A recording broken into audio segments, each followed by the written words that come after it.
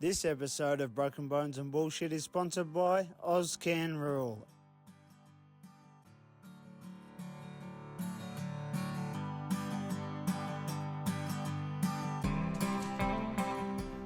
So Marcus Mast, welcome on. Hey, thanks for having me, man. We'll introduce you a little bit. You'll Unleash the Beast qualifier? Yeah, I've qualified to the World Finals 2 years and part of the Kansas City Outlaws as well. And you've been the captain for the last 3 years? Yes, this will be the third season now, yes, sir. So how did bull riding start for you? It was actually a buddy of mine who rode bulls back when I was 16 years old, and I didn't know a whole lot about bull riding, but he rode bulls, and I started going with him to rodeos, and the more rodeos I went to, the more I figured I'd want to try it sometime, and I bugged him about helping me to get on a bull for the first time, and he called me up one night and said, "Hey, we're going to go get on some practice steers." He said, "They're just roping steers, but that's what they get on for practice," he said. And I said, "Okay." So let me hurry up and do my chores real quick. By the time you're here to pick me up, I said, "I'll be ready to go." So he come by and picked me up, and we drove for about an hour and a half, and all of a sudden he kind of looks at me and says, "Oh, I forgot to tell you, we're actually going to go get on real bulls after all. We're not going to get on steers after all." And I said, "Okay, whatever." And we didn't talk much about it until after the evening was over. I got on a bull, and we were on the way home. He kind of looks at me and he says, "You surprised me." I said, "Why?"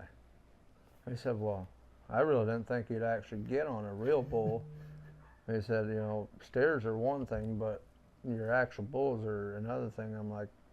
I told him, I said, "I know, but I told you I wanted to ride a bull." And I said, "A steer is not a bull." And I mean, fortunately enough for me, the bulls weren't too mean. And he did end up stepping on me. I think I rode him for 4 or 5 seconds, but as long as we were going straight, we were good. But as soon as he turned, I fell off. But yeah, to this day, we're still trying it. And any of your family rodeoed, or? My oldest brother got on bulls for about a year. I can't really say that he rode bulls for a year, but I don't think he ever did ride one for 8 seconds. But he got on bulls for about a year. But besides that, I grew up in an Amish family, so they don't agree too much to the bull riding part of life. Yeah, talk to us more about that, your Amish upbringing. Oh, it's just, it's part of who I am, I guess. It's work hard, or play hard and work harder, I guess. And it's part of who I am. It's part of my background.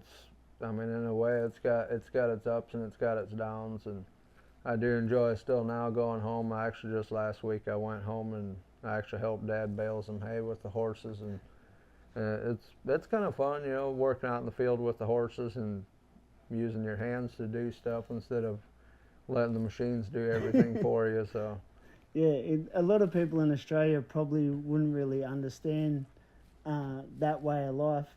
Explain to them how it sort of works. No electricity or not? Yeah, no, we got, I grew up on a small dairy farm, and we had a diesel that, you could hook up electric to it or power to it, I guess, and you could have lights out in your milk barn or whatever. And but nowadays they got solar panels where they got solar panels and run battery packs, and they'll run some stuff off of that. But for the most part, no electricity, and you use grind. Cars?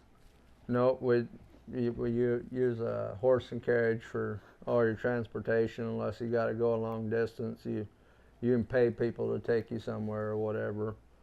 And then as far as from state to state traveling, you can travel with a train, but no traveling with, no flying or anything like that. You're not allowed to fly, but you can travel with a train or a big bus or whatever. But as far as like your local, I mean, for the most part, most of the Amish people, they don't go too much further than 14 to 20 miles from their house. I mean, a horse can pull a carriage for about 14 to 16 miles max one way, and then stand for the day and get fed and give water, and then in the evenings you go back home. But, or you can use your bicycle. Yeah. But as far as like working out in the field, you use your horses to work out in the field. You can't use tractors or anything like that. So. Yeah, wow. So it's a hard way of living. Yeah, in a way, but it's makes you enjoy the small things in life, I guess. And how did your family feel when you wanted to move out of that life and start rodeoing? So moving, kind of, I guess, so to say, moving out of that life is kind of a part of the Amish background. When they turn 16, they do what they call a rumspring, and it's basically like when you turn 16, a lot of the kids, they technically go do what they call going English, and they'll get haircuts like we do and get jeans and t-shirts and whatnot, and they'll go party and have a good time and live their good lives for a year or two, maybe 5 years, and then they'll come back and join the Amish church and do what they call going back Amish. Yeah. And you can only do that once, or? Yeah, you can only do that once, and then, like for me, I like that's how it all started for me, and then I started going with a friend of mine, going to rodeos, and then I started riding bulls, and I soon figured out that I can either ride bulls or I can party. But I don't have enough money to do both, so I'm going to have to figure out one or the other. And at that point, still, I wasn't good enough at riding bulls that I could pay to go party after I was done riding bulls, on the weekends. So I just never went back. And there's some families that they'll go Amish and get married Amish and have some kids or whatever, and then they end up leaving the Amish. And then that's when, like, the community where I'm from, that's where them people get shunned. Mm-hmm. And I guess that's how they call it anyway. You can't come hang out with us anymore. Yeah, choose one or the other. Yeah, for me, like, I never went back, so I can go hang out with my family or however I want to most of the time, and I mean, supposedly they don't appreciate that I'm not Amish, but they accept me because I never did join the Amish church and then leave again. Mm-hmm. I mean, I was never a part of it, I guess. Is your wife Amish? No, my wife lived about an hour and a half north of me and wasn't from the Amish, so they sure weren't too impressed with me when they found out I had an English girlfriend. But I think it was meant to be. And you've got 2 little kids? Yeah, I got a 10-year-old boy and a 6-year-old daughter, and yeah, it's a handful. It's a handful for sure. My daughter's definitely Big Daddy's girl, and I mean, right now I live at J.W. Hart's house, so, and the wife and kids still live at home.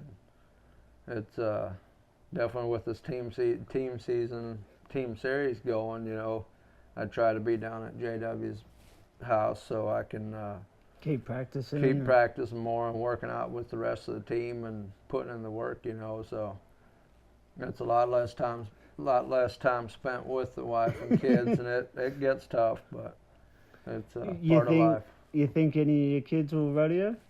Yeah, Carson, my son, 10-year-old, he's rode many bulls. I mean, I think we put him on his first bull, which was just a walk bull that we kind of had around for a while. And well, it didn't have mean bone in his body. You could basically do anything to him you wanted to, and he'd Just walk around.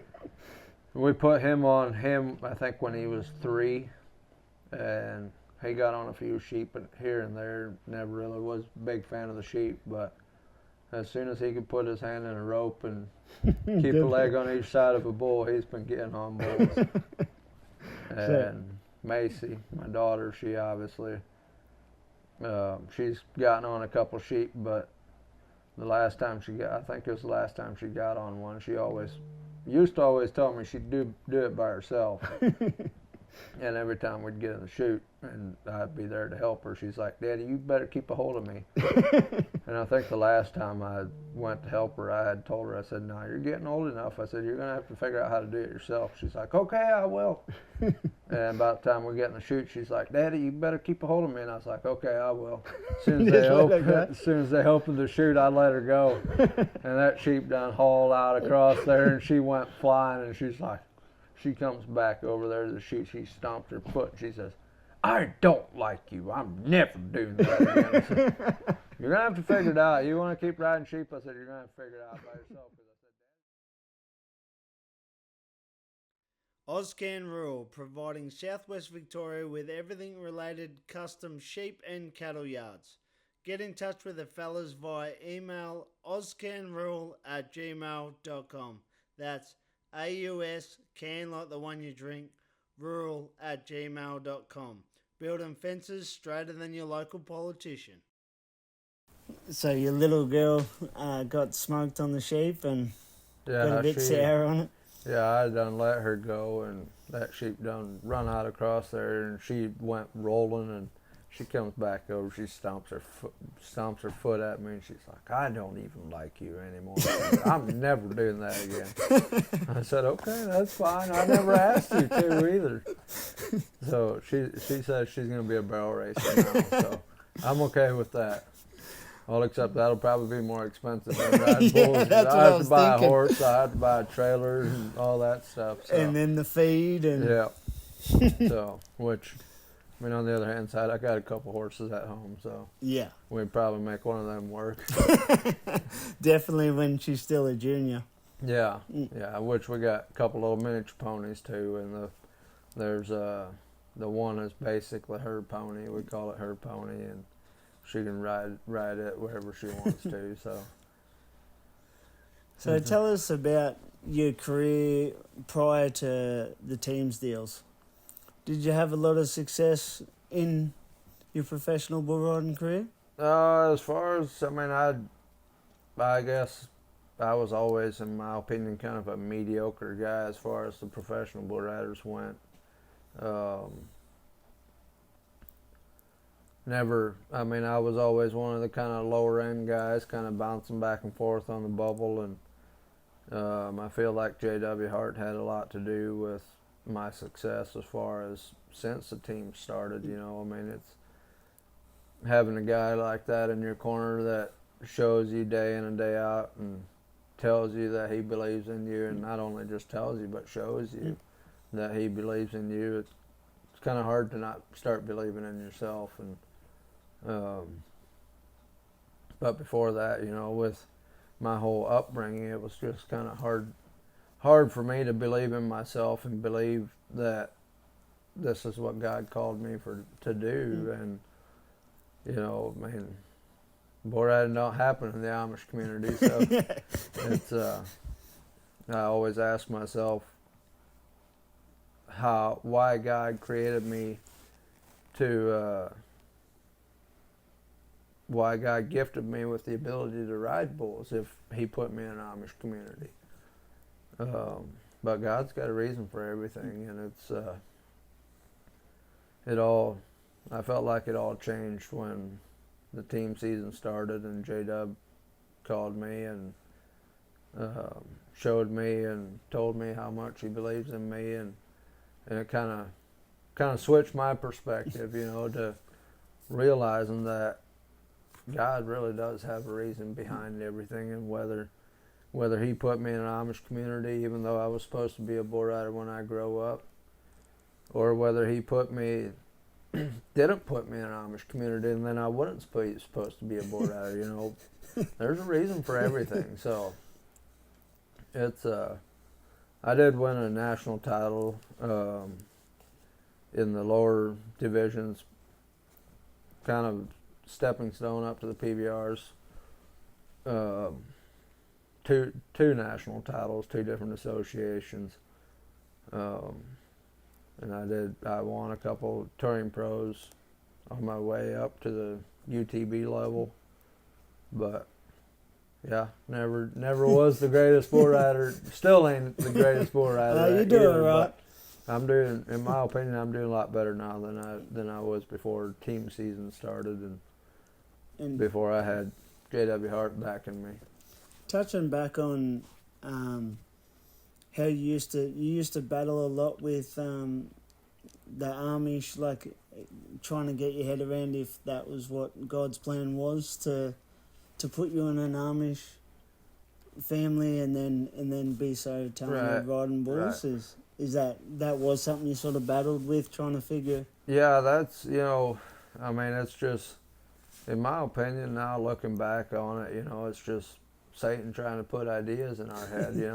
He's so great at what he does, but God's even greater at what he does. And bull riding is, in my opinion, 99% mental, and that's just one of the things that comes with it. So, Satan wants us to come after him so bad and plant a little seed of doubt, and it grows. And I mean, if you let it grow, it'll grow. And just feeding that thought one day after the other, it helps it grow. And it's as mental as bull riding is anyway to begin with. It don't need a whole lot of help. It'll grow pretty quick, and it's we got to stomp it out before it grows. And if you can't stomp it out yourself, you better find somebody to help you stomp it out for you. But yeah, that was one of my biggest battles coming up through my career, was believing that this is what I was made to do. And tell us about the phone call you got off J-Dub before you got drafted. Yeah, that's probably one of the craziest things in my career. I always, my main goal when I started riding bulls was, with the background I had, my main goal was to one day make the UTB level. And once I made the UTB level, I was happy with where I was at. And that was something else I felt like kind of held me back was, I reached my goal. I made the UTB, but then I didn't reset more goals. Yeah. I mean, I was happy being there, and J-Dub always, I'd always go back and watch my videos, of my rides on the weekends, and on weekends that J-Dub was commentating, you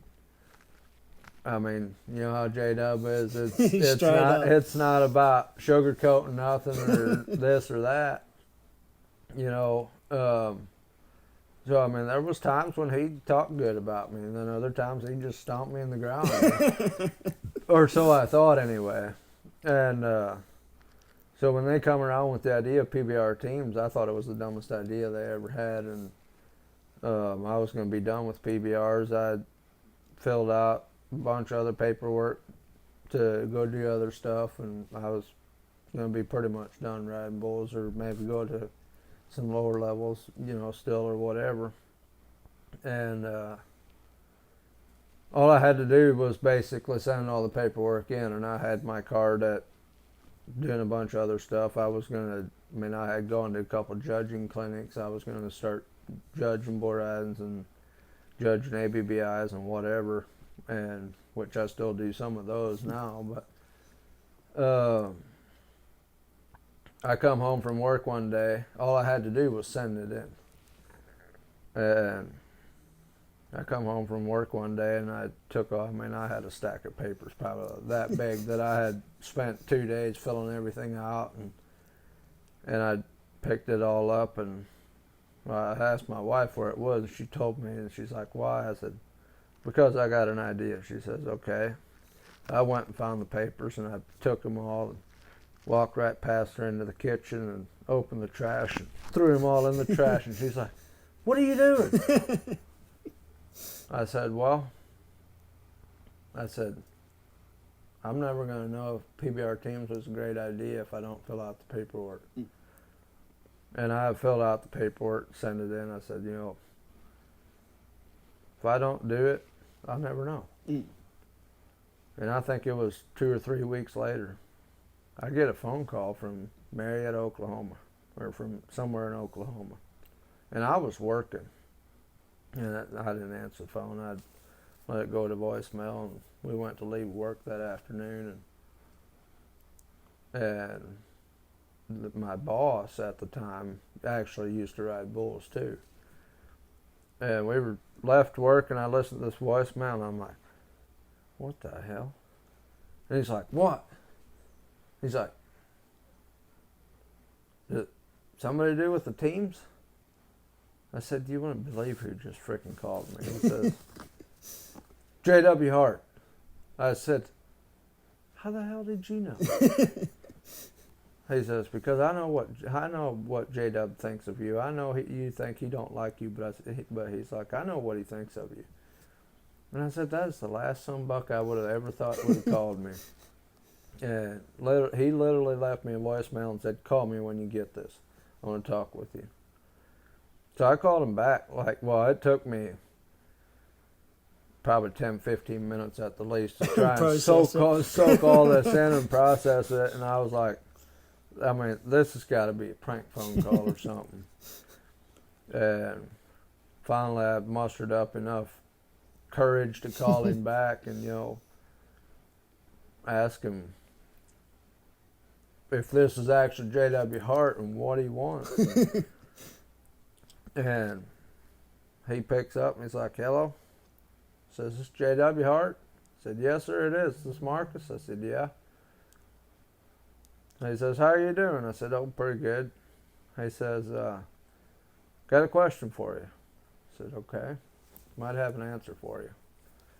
And he just bluntly asked me, "How serious are you about being a part of a team?" I said, "Well, hell, I filled out the paperwork, didn't I?"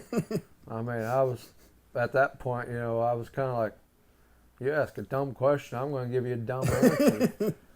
And he kind of laughs, says, "Hell, I know you filled out the paperwork, Marcus." He says, "But how serious are you about being on a team?"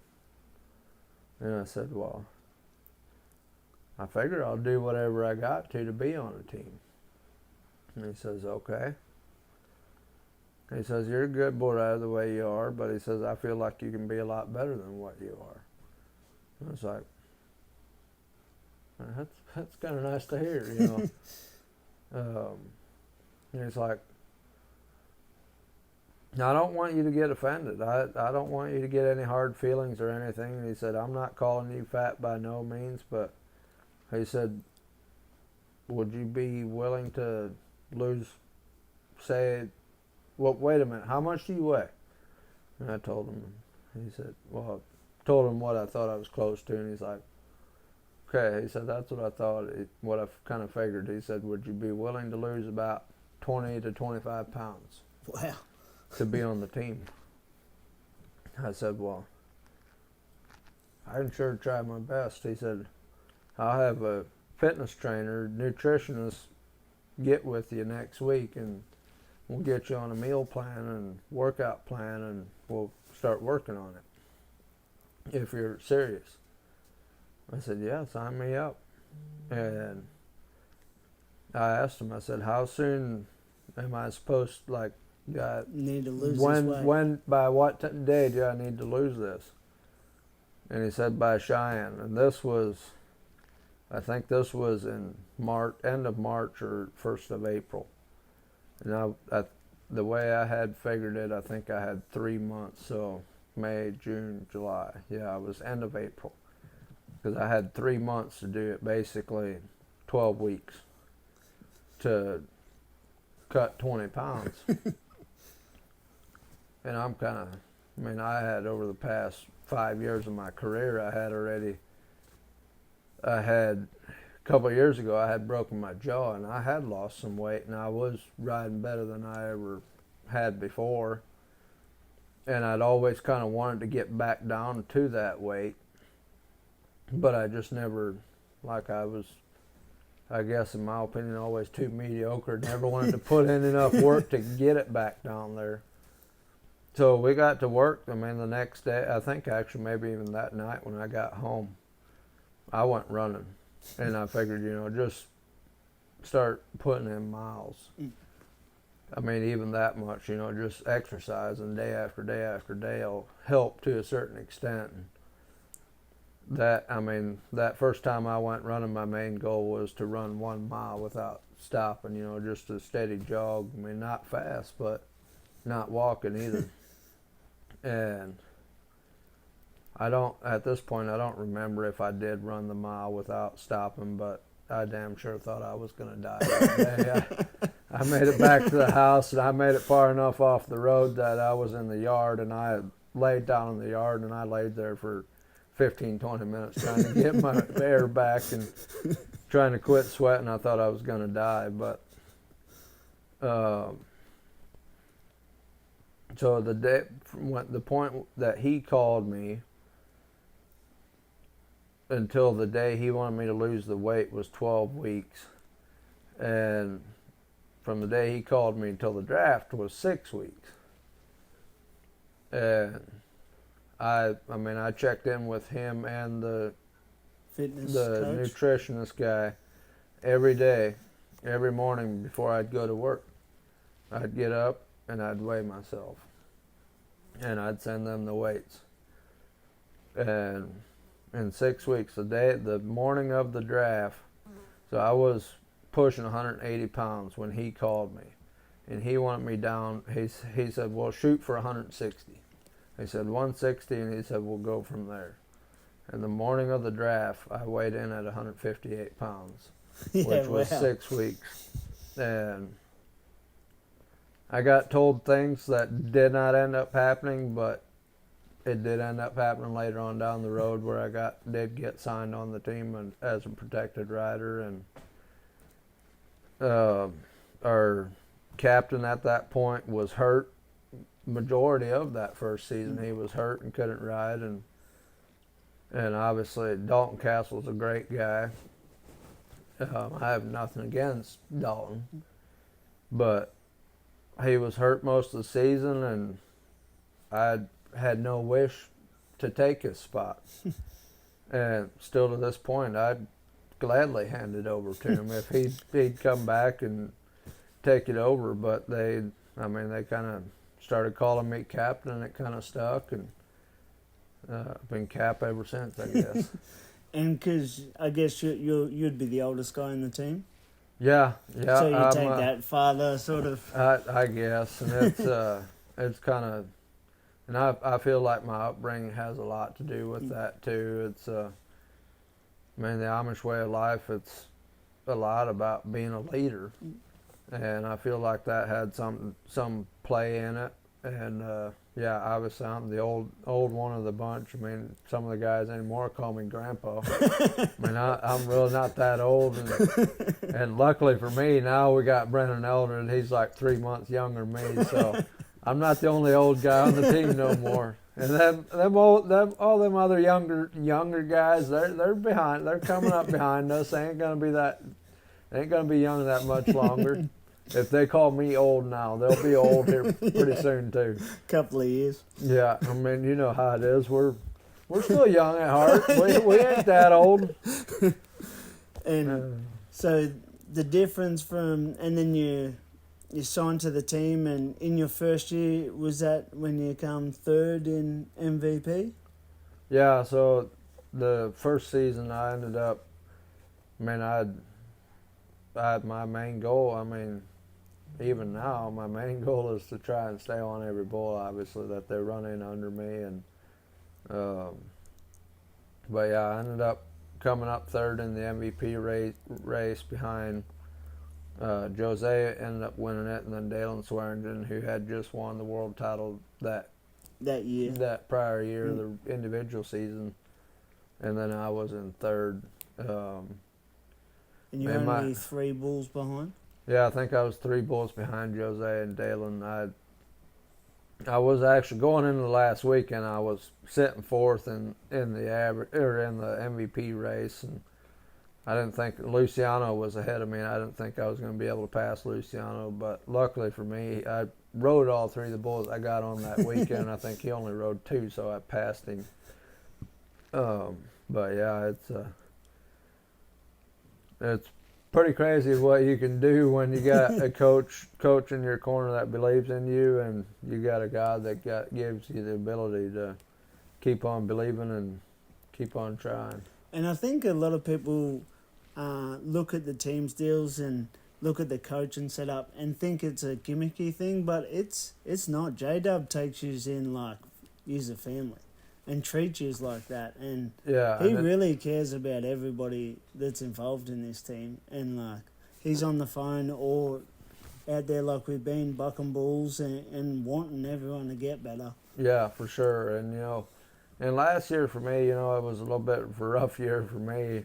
My plan was to come make sure, I live in Indiana, so it's Indiana to southern Oklahoma is a ways of a drive. But last year, I knew with the team stuff, the more we are at J.W. Hart's house, the better we can be, and the more help we can get from J.W. And so last year, my original plan was to come down here every other week. Like from the event, I'd come straight to here instead of going home every other week, and then the other week I'd go home.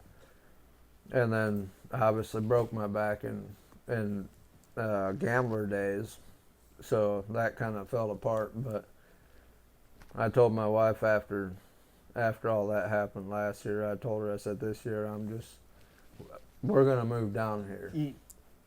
And the more she talked about it, the more she didn't want to, because she knew I was going to be over at J.W. Hart's house all the time, and, trying to work out every day and get on bulls every day, and, doing a lot of the mental and physical stuff to get prepared for that and to get better for the team. And she'd see me maybe in the evenings, for the most part, and probably not see me weekends at all anyway. So she figured if she stays at home and takes care of the farm and everything, or takes care of make sure all the horses and everything get fed and taken care of, and I come down here, she'll still have her family up there, and we'll have weekends she'll be able to come to probably at least half of the events during the year anyway, for sure. So she figured she can sacrifice a couple nights to see me weekends versus not seeing me during the week. And yeah, it's been a little bit of a struggle, but we're getting through it, and I can definitely promise you, living at J.W. Hart's house, and he takes you in just like one of the kids. Like you're one of his kids, and you're here. If you're at his house to get better, he'll drop everything and he'll run bulls in for you, or he'll Guillermo can come over here, or you can go over to Guillermo's house. Guillermo only lives a couple miles around the corner from JW's house, or our other actual trainer guy will come up and put you through a pretty brutal workout if that's what you need. And what was his name, your trainer?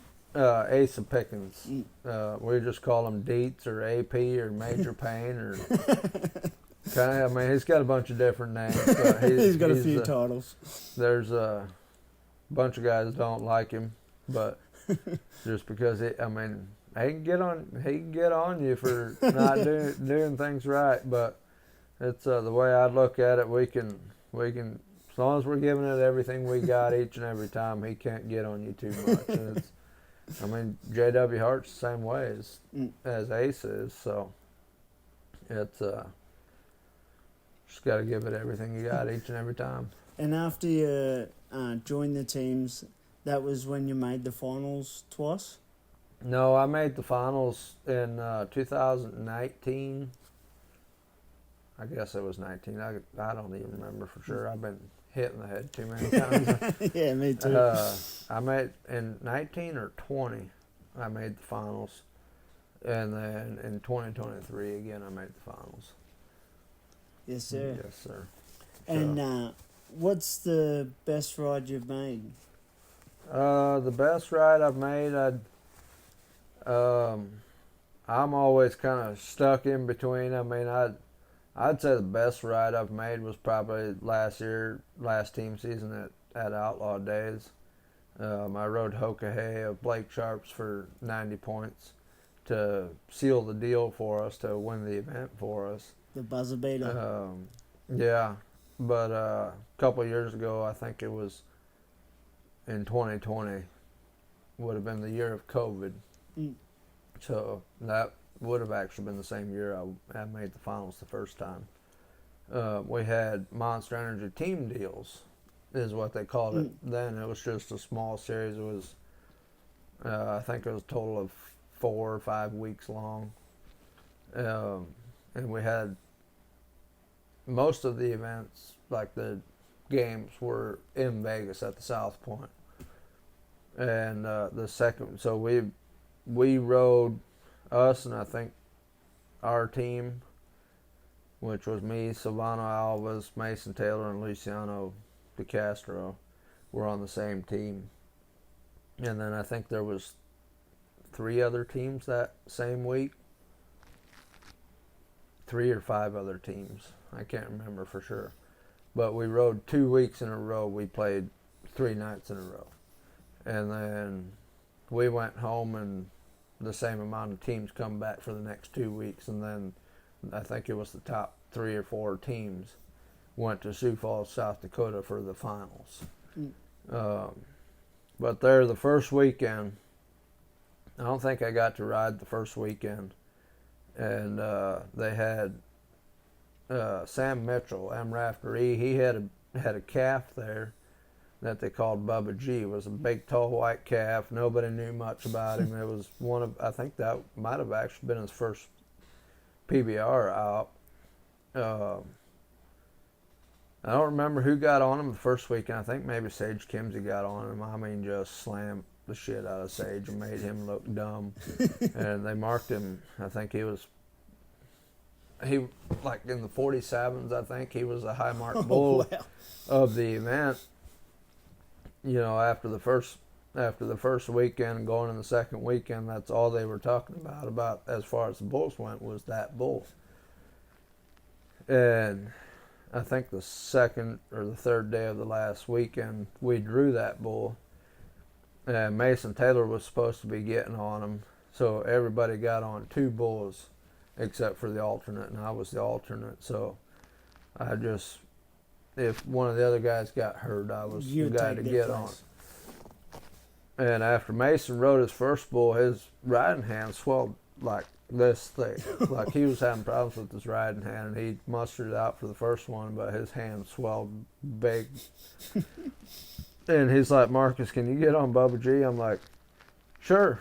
I mean, it's the bull probably knocked my teeth out, but we'll do the best we can.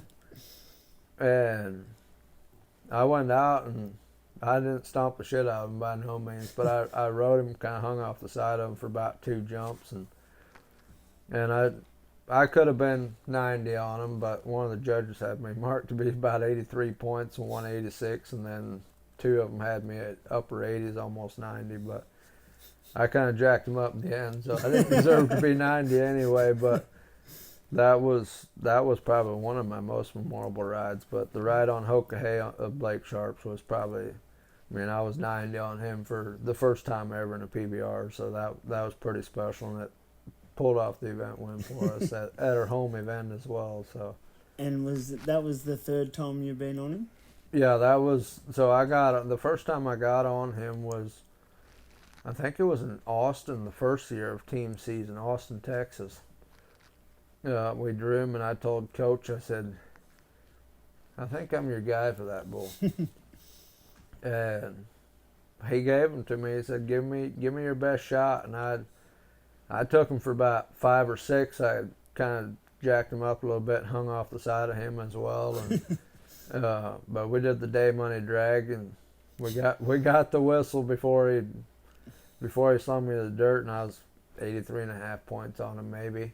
Wasn't too good. And then the 2023 individual season in Manchester, New Hampshire, I'd come in the short round, sitting second or third in the event, and they had him in the short round, and I picked him in the short round, and he bucked me off about 5 or 6 seconds there, but we got him back in Kansas City. J-Dub told me, he said, we take that pen, he said, you're my guy. So I had kind of rode like shit in the game earlier that day, so I wasn't too sure if he was still going to put me on him, and he went out and picked him. We had 1 or 3 games, so us and the Austin Gamblers were the only 2 teams to win 3 games, so we had to go in for a playoff and see who wins. So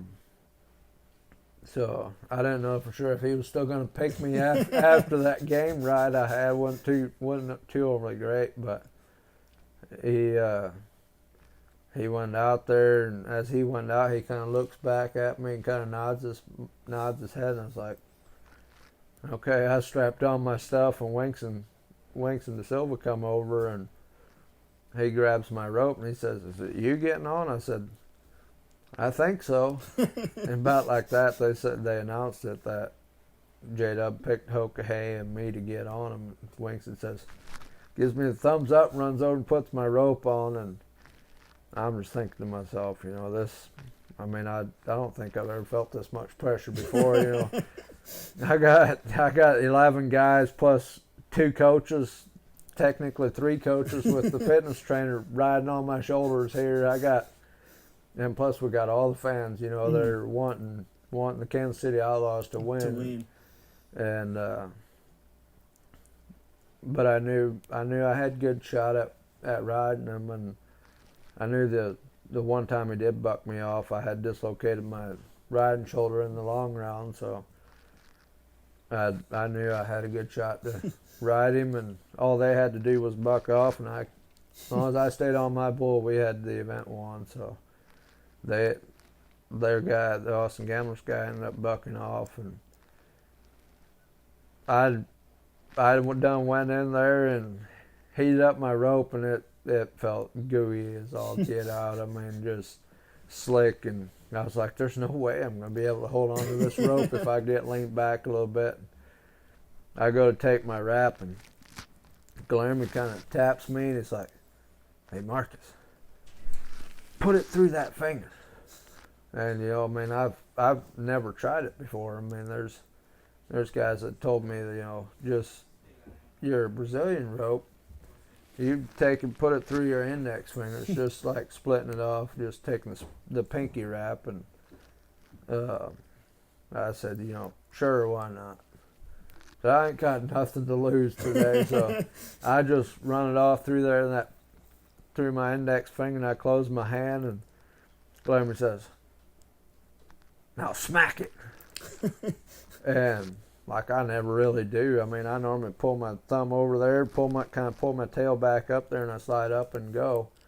And Glamour says, do that. And I kind of looked at him. He says, punch it. I said, okay. It's okay.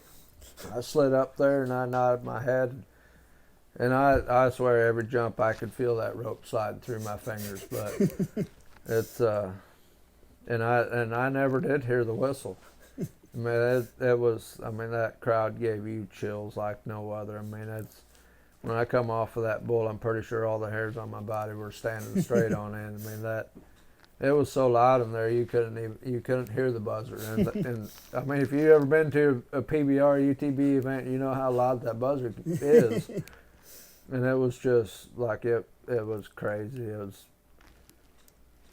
like nothing I've ever done before. And I didn't know I made the whistle, and I kind of run out, and I knew I rode him a ways, so I was hoping I made the whistle, but I'd never heard it. So my big thing when I ride, feel like I make a ranked bull ride, is throwing my hat. So I kind of jog along the fence and go to throw my hat, and I kind of glance back and I see all the team crawling over the chute, and I'm like, yeah, I think we made it. And I just flung my hat, and about like that, the whole team comes and throws me up in the air and freaking starts carrying me around, and we were, celebrating around there for a little while. And at that point, I didn't care what the score was. Yeah, you did your all job. I needed to do was stay on, and we win it. And we were kind of calming down, and Kate Harrison come up to interview me, and about like that, the announcers were like, and the scores are coming in, and J.W. Hart was standing right there by me. He just grabs hold of my arm, and he's like looking up like he's seeing the score up there on the TV, which it didn't show it up there. But he kind of grabs me and kind of makes me stop, and I waited, and they said, how about 90 points? And he's like, bah! I think he was more excited about it than I was. So yeah, that was pretty great feeling. That just goes to show, like, he knows what he's doing, J-Dub. Like, yeah. You even sure. had like a bit of a shitty deal in them previous games, but he still knew that didn't matter what happened in them, you still had it. Yeah. Like, you could do it, and that's the belief he has in you and you guys. And like that's the one thing about J-Dub is, there's some people that think, oh, well, J-Dub is the prick or this and that. Yeah. And I always, before I was ever on the team, like before I had anything to do with the team, I always thought he was just a cocky sonbuck and just a hard ass. And a lot of people think that's how he is. And like you walk into his house, he welcomes you just like one of his own, and he's really not as tough as he puts on. And yeah, I mean, you jack something up, he's gonna make sure and let you know, but he's gonna do it with love on the end yet too. I mean, he's gonna give you a hard time about it, but he'll forgive you. And he's not there to just put you down either. When you do good, he'll tell you how good you do, but he'll call you if you do something silly too. Yeah. So, and you need that, or otherwise, yeah, you just for sure. wander And through. that's also a big thing about the teams, and I feel like that's anymore like the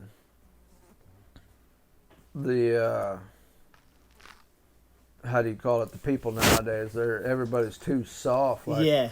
we don't hold each other accountable for stuff No. as much anymore as they used to. Back when he rode, like when him and Cody Lambert, Lane Frost, and Ty Murray, Tuff Edelman, all them guys were going. You ride one for 7 seconds, you don't get a pat on your back and say, "Good effort, man." It's like, no, you done screwed that one up. You could have won the damn bull riding on him, and you fell off of it. And now anymore, the generation nowadays, you ride one for 7.5 seconds, they give you a pat on the back. Good try. Just keep your chin up. It's all good. No, it's not. I fell off. I jacked him up. I fell off. I should have rode him, and I should have won the bull riding on him. And I feel like that's one of the big things with the teams now is you got a team that holds you accountable. And I got a team that holds me accountable. He's got a team that holds him accountable. Everybody holds everybody else accountable for it. And it's not just a weekend, too. It's through the week. Yeah. And, if you don't hold up your end of the deal, it might make the whole team lose. Yeah. So it's not easy. I mean, you got your whole team holding you accountable, and everybody else is holding him accountable, and you got to make sure it's just like. I mean, I don't know if you guys ever seen a horse evener. No. So it's what Amish people use, to work out in the field. They'll hitch up 4 to 6 horses side by side. Well, so every horse kind of has his own deal that he pulls on, but it's all attached in the middle in one pin. Well, if these, say there's 3 horses over here and 3 horses over here, it's split in the middle basically. If these 3 horses ain't pulling all their weight, it goes like that. So these horses are pulling most of the weight. And it just jacks the whole deal. It jacks the whole deal. It's the same thing with the teams. These 3 guys don't pull their weight, and these 3 guys all got to pull their weight. Well, chances are these 3 guys are going to get tired and ain't going to be able to pull all the weight anymore. They're going to get hurt. They're going to get banged up. They're going to get tired. Now they can't do it anymore. Well, the other 7, 9 teams that are working together, Gonna overtake you. they're going to overtake you. So it's kind of the same way, and it's you better hope everybody on the team's pulling their weight, and you yourself are pulling your weight as well. Yeah, it's a total different mindset for bull riders too, because it's always been just a one-man job. And right, and it's not like, and you can get bucked off and still win a game. And everybody thinks, oh yeah, well that's the nice part about it. Like, it doesn't mean you got to ride your bull. Hell, you don't ride your bulls, you're probably going to get a lot more shit now than you did back then, because you're letting your whole team down, whether you want it or not. And you can get caught or dropped. Yeah, for sure. I mean, you don't pull your weight, coach will let you know you ain't pulling the weight, and he'll drop you or he'll cut you from the team or whatever. And so, like I said earlier, you got to keep pulling your weight, and you better hope you're doing everything you can, because if you're not, shit might start happening for you that you don't want to happen. So tailing back to how you, before the teams deals were a thing, how you didn't know if like that was a thing you wanted to do, you definitely think the teams deal is a great thing?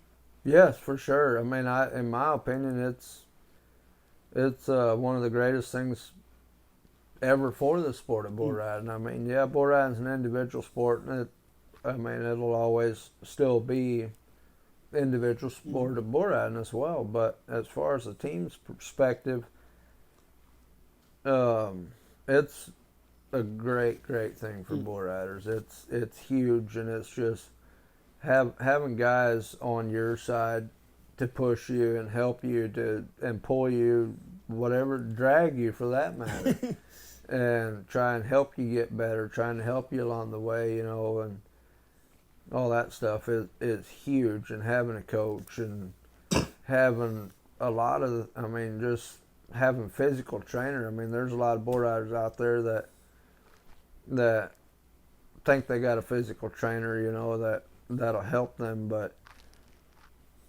unless you actually have a physical trainer that's been there, done that, and help guys get to the top of the top, chances are he's probably not a very good physical trainer. Yeah. And that's the great thing about Asa Pickens was J-Dub was actually retired for, I think, 10 years before he did that unfinished business deal. And he had gained a bunch of weight. He had to shed a bunch of weight, and just kind of like I did. And obviously his was for 10 years he was retired, and hadn't been on a bull in I don't know how long. And I think he ended up getting on 1 or 2 practice bulls before the unfinished business deal. But he was one of the guys that was retired. I think he might have actually been retired the longest at that deal. And our fitness trainer, Asa Pickens, got J.W. Hart in the right shape and the right mindset to where he was one of only 2 guys to ride at that deal out of, I think, 8 or 10 guys. And, being retired for 8, 10 years and maybe get on 1 or 2 bulls before that, and then coming to that deal, like, those bulls weren't no day off. They were bulls that were getting hauled to the UTVs at that point. Yeah, wow.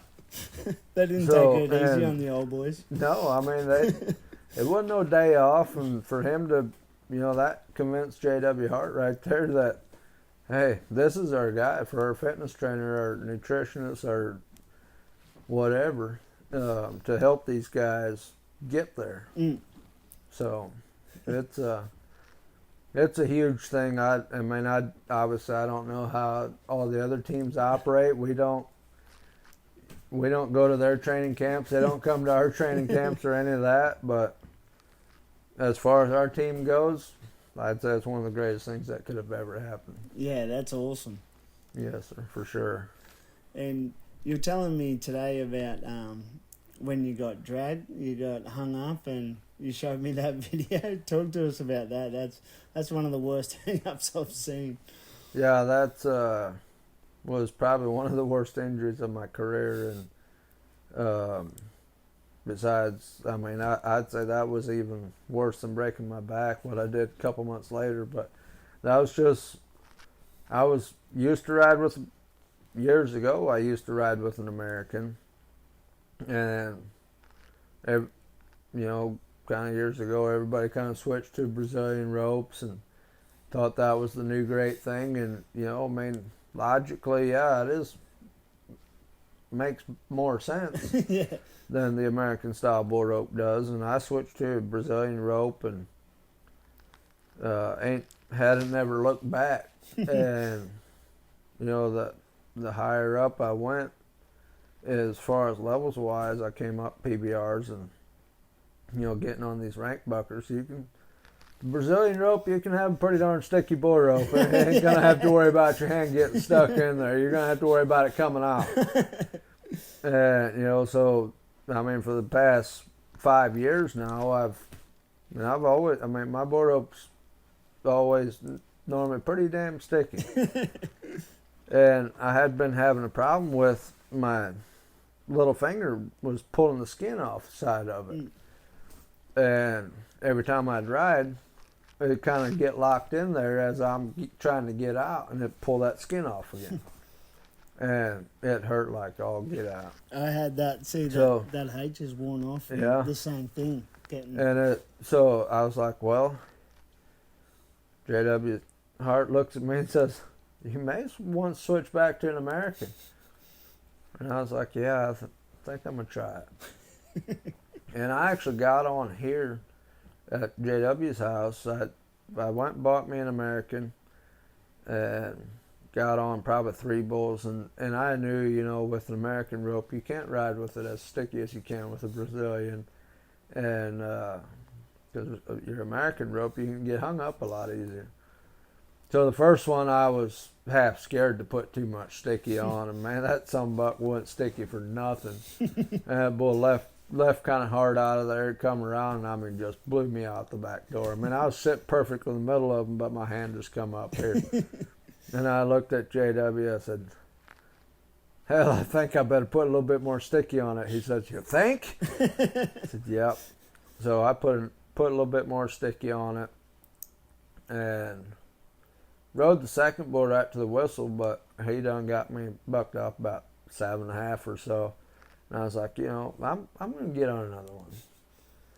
And actually, I think that might have been the second day that I was here.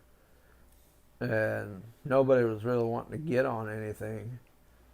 And then J-Dub and Guillermo Marchi, the assistant coach, they kind of started talking shit, and they were like, we'll give $200 for whoever makes the best ride today.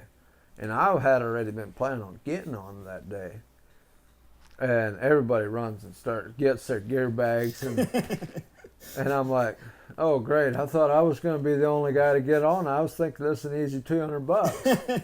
And all I got to do is stay on. And everybody's running, getting their gear bags. Everybody's like, well, I guess we're getting on.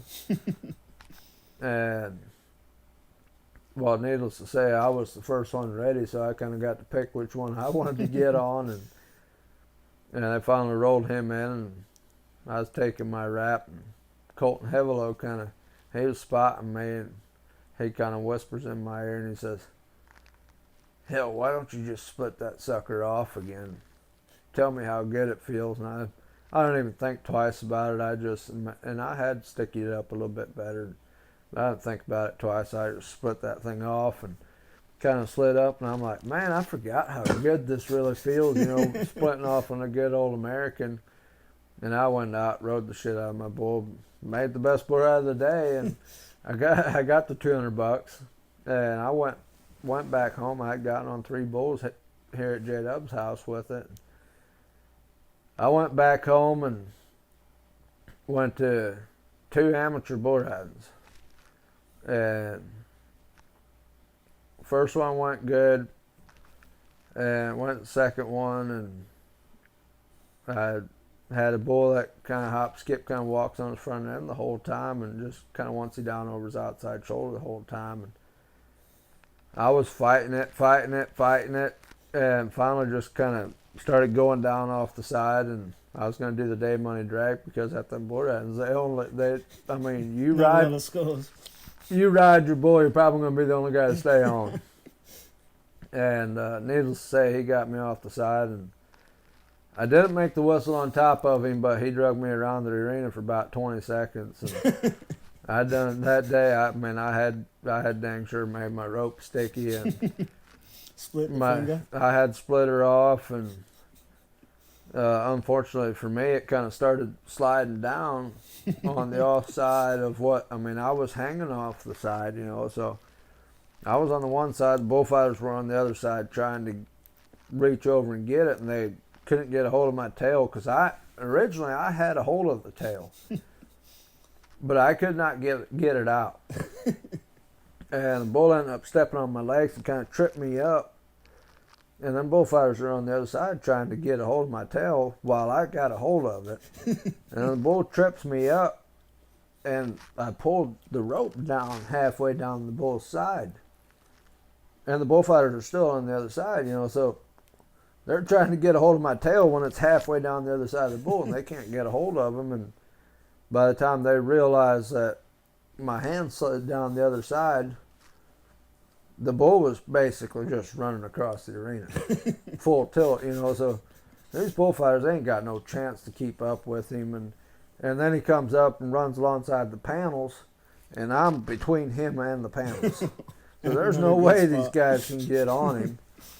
And in a way, I don't know if you call it lucky or not, because it was one of the worst injuries of my career, but he ended up stepping on my kind of right here on the backside of my jawline and slit my throat open. It looked like somebody just took a knife and just went right across my throat, and that's what ended up getting me loose. And did it cut your artery or anything? No, it was fractions of an inch of cut in my artery. It was, I didn't even realize anything happened. I was kind of a little bit stunned, a little bit dazed, and I finally kind of roll over and sit up, kind of go to sit up like I'm kind of against the panels as I roll over, and one of my good buddies comes running up there, and he kind of looks at me with huge eyes. I said, "Help me up and get me out of here." And he says, "Marcus, you ain't going nowhere." I said, "I'm fine." I said, "Get me up and help me get out of here." He's like, "Marcus, your throat is gashed open." I'm like, "No, I'm fine." He's like, "No, you're not." And about like that, I kind of looked down, and I just got blood everywhere over my vest, my chaps, and everything.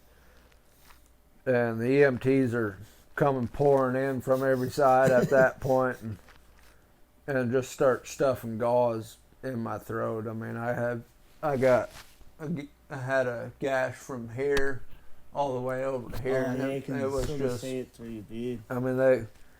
So my buddy Eli Byler, he could see my jugular through the gash in my throat, like it was just gaping open. And needless to say, they rushed me to the ER.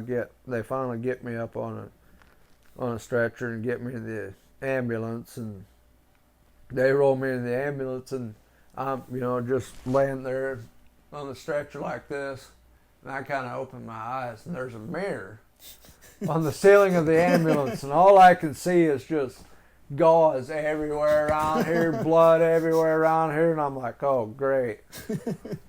And they carted me off to the ER, which was about 20 minutes away, and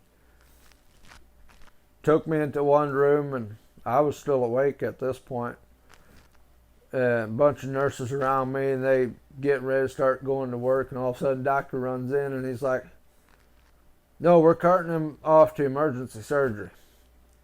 Yeah, they got to do surgery. They got to put me under to clean all this out." I mean, I had gravel and anything and everything, in that thing, and they're like, "We're gonna have to brush that all out," and they cart me out of the room, and I was able to talk to my wife, and we had one of our kids with us at that point.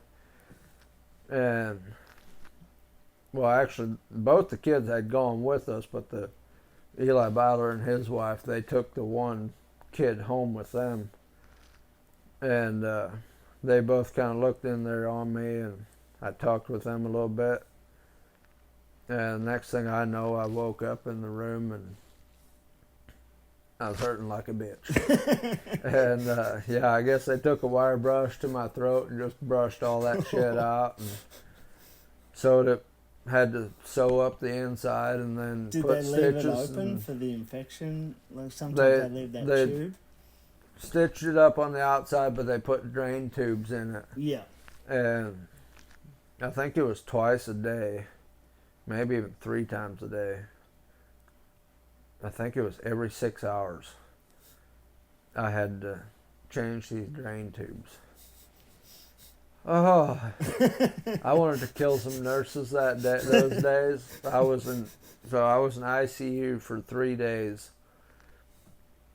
and every so many hours they'd come in, and they'd tell me to put my head up, and I'd feel them around there, kind of see them doing something around there, and they'd be like, "All right, it's going to sting a little bit." And they'd rip them out. I'm like, "Oh, fuck." And then I don't know how they did it, where they put a new one back in. But yeah, I mean, it was one of the worst injuries of my career, and I was sidelined for a month before that healed back up, and they ended up, I had to go see a specialist to get stitches and everything taken out. And the stupid part about it was they put staples and stitches in here, and it's soft. Why put staples in? Like, the only place there should be staples is like on a hard surface. And I was like, when they said something about taking the stitches and staples out of them, and I was like, I guess I'm not a doctor, but and I wouldn't have thought we'd put staples in there. And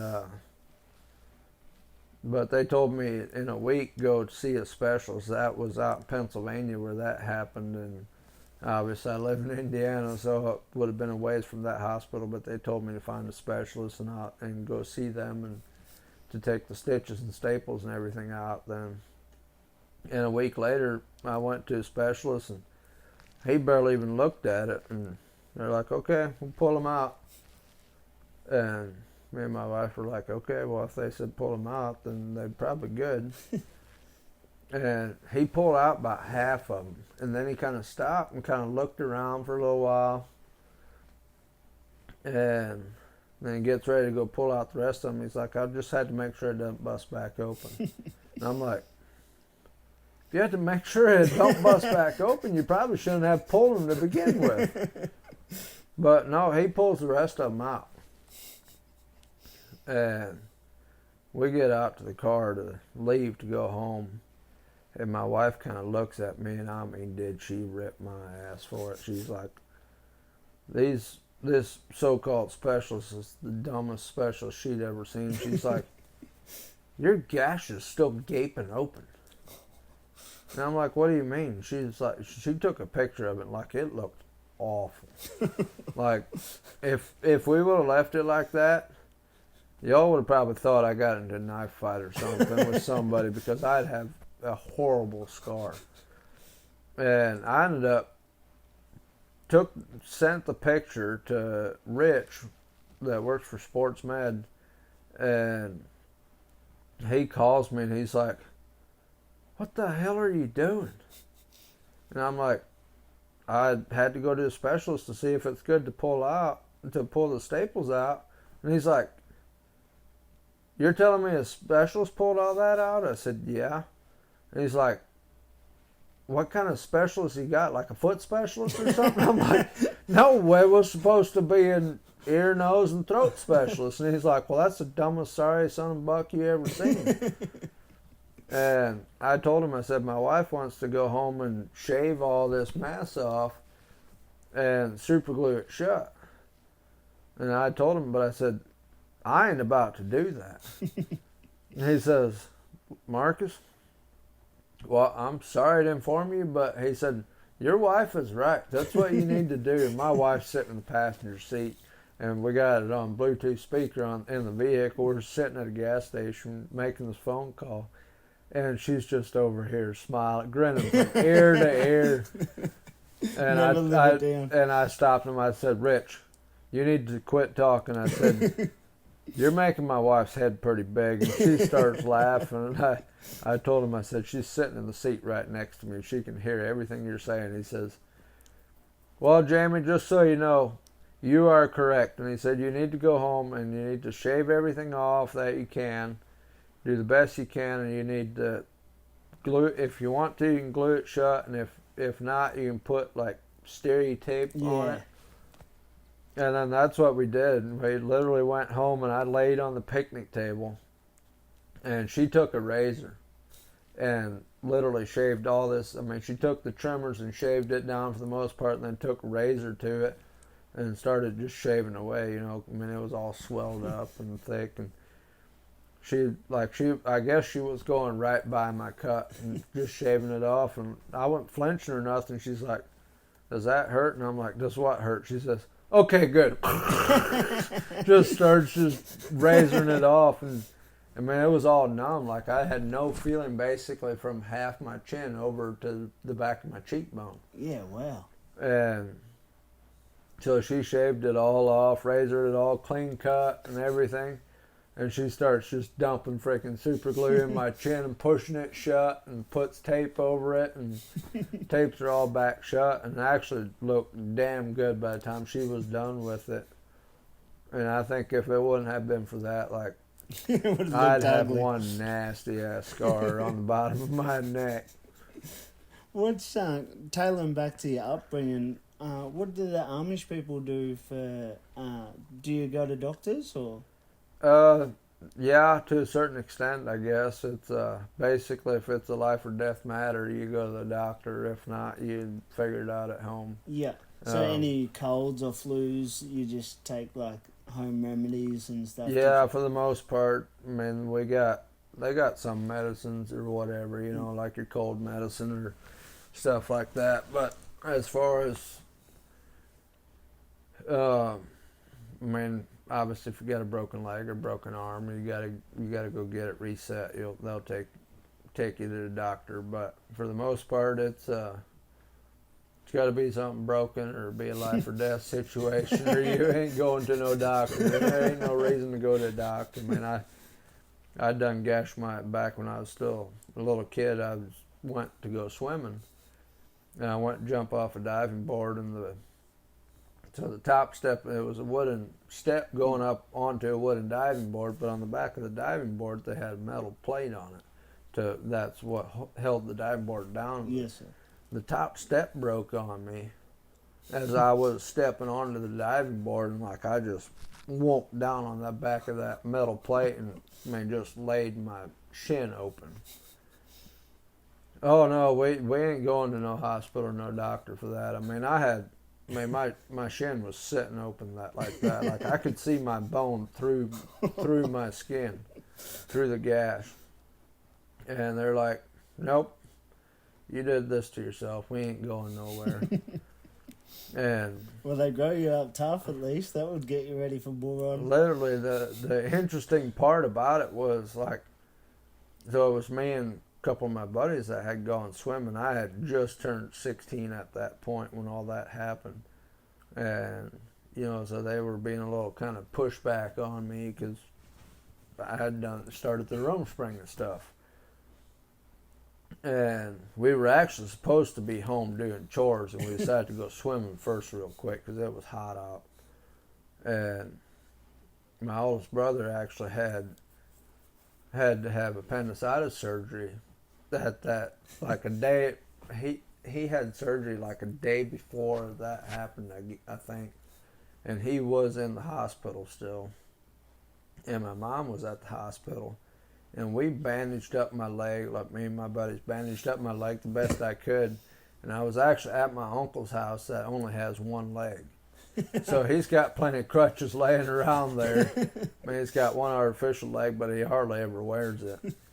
So one of their kids comes running out with a pair of his crutches, which, I mean, he's about exact same size as me, so it all worked out kind of perfect in a way. And we kind of bandaged up my leg the best we could, and we ended up drove to the hospital because we knew my mom was there. And one of my buddies run in to get her, and she come out, and she wanted to know what happened. I told her, and she's like, well, let me see it. So I kind of, like, I'm sitting in the passenger seat, and we got the door open, and she's, I kind of start taking the bandage off, and I think I actually kind of had just a piece of gauze over it, and then had a t-shirt wrapped around it to kind of hold it, and I just kind of pulled it back to let her see it, and we got the passenger side of the truck door open, and she's got her hand on the truck door, and all of a sudden I just see her kind of wobble a little bit, and she's kind of walks to the bed of the truck and takes hold of the bed of the truck, and I seen what was happening. I just, I couldn't even hardly put any weight on my leg. It hurt so bad, and I just bailed out of the truck and caught her as she went limp. Oh, passed out. And I set her down on the parking lot floor, and she sat there for a split second or a couple seconds, just chin tucked down, just totally limp. And I'm just sitting there holding her, I mean, bloody leg hanging out and everything. And all of a sudden, she kind of, head comes up, and she kind of shakes her head, and she's like, what just happened? I said, Mom, you just passed out over my leg that I've seen for the past hour now and have yet to pass out. And she's like, well, we need to get home so Dad can see it and see what we're going to do about it. And she's like, you're not going to just go in here? And I'm like, I mean, clearly it's going to need stitches. It's this wide of a cut. I mean, it's basically straight across my shin. And it's gaping like that, and you just passed out over it. And I can't just go in here and get it stitched up. Nope, you're going to have to go home and see what Dad says. Okay. So we went home, and Dad's like, nope, we'll put some, what's some leaves called though, that, like the birds? Oh, aloe vera? No. Aloe vera? They're big old leaves. They'll have them burrs that stick to you. Yeah, I'm not sure. Well, supposedly those leaves are good for healing. Yeah. And we had some, what they call B&W ointment.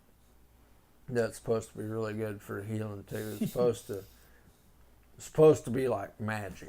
Make your scars disappear and everything. And they're like, well, put some of this on, put some of those leaves on, and we'll bandage it up.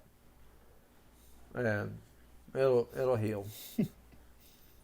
About a week later, this didn't have made no progress. It was all yellow and pussy and just awful looking. And I'm like, and finally Dad looks at it and he's like, you might need to go in and get it checked out. Like, yeah, you think? Like, I've been telling you this for a week. Can we just go do it now? And he's like, yeah. We'll go get it checked out. So I literally went into the doctor's office, and they look at it a little bit, and they're like, this is going to need stitch like yesterday. I'm like, yeah, that's what I thought. So they literally come in there, give me they take the bandage off and everything. They give me a numbing shot right in the wound and numb it up and get nice and good. And they come in literally like a wire brush, like what we use for our bull ropes. And I mean, it was a little bit smaller, but basically the same thing. They kind of look at me and said, you might want to lay back, close your eyes on this. I said, no, I want to watch. And they literally, I mean, I was sitting here looking at my knee, and they're just brushing this thing out and stitched her up. And I mean, 15 years later, I can't hardly see it's there anymore. But so it worked. If we would have kept going the way we were, I would have had a nasty scar sitting there too. So what piece of advice would you give a young guy getting into bull riding or just life in general? What's something you live by, or whatever you do it with 110%. And it's do you wish you did what you're doing now 10 years ago with your career? For sure. That's what I was just gonna say. Never be afraid to go get help, whether it's just for individual life or whatever, or for your bull riding career. Like, you think you've learned everything you can learn, you're one of the dumbest son of bitches on the planet Earth, because you're never gonna know everything. Yeah. I mean, once you're done learning, you might as well throw your hands up in the air and let somebody dig a hole and throw you in, because you're done for. I mean, you're never going to be done learning. Yes, sir. And I mean, you got to keep an open attitude about everything, and every day you can strive to be better than what you were yesterday, and you can strive to learn more than you had yesterday. Well, Marcus Mast, it's been an absolute pleasure having you on. Yeah, and best of luck for the future and the team's deals, and look forward to watching it. Pleasure. Thanks for having me, Noah. I appreciate it. Awesome. Or James.